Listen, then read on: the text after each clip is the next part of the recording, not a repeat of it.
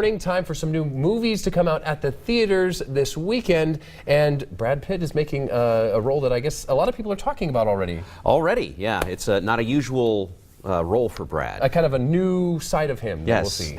We do have Brad Pitt, a collector, and more this week at theaters. So who's gonna do it, you? I need Mickey for that one. New York Mickey? So what, you want me to do a double? I can handle it. I don't know if they'll spring for two guys. It's a two-man job. Brad Pitt, James Gandolfini, Sam Rockwell, Richard Jenkins, and Ray Liotta star in R-rated Killing Them Softly. Three dumb guys who think they're smart rob a mob-protected card game, causing the local criminal economy to collapse.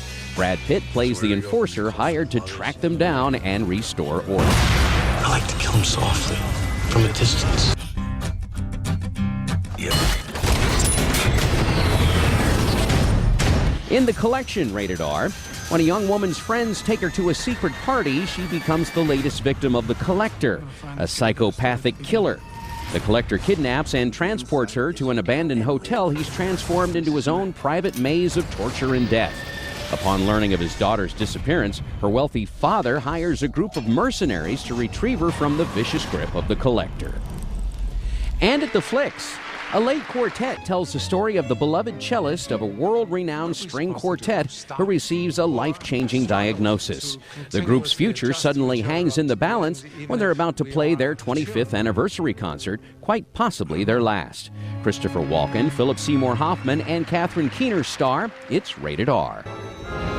Keira Knightley, Jude Law, Aaron Johnson, and Emily Watson star in R-rated Anna Karenina, the epic story of love adapted from Leo Tolstoy's novel. The story explores the capacity for love that surges through the human heart. As Anna questions her happiness and marriage, change comes to all around her.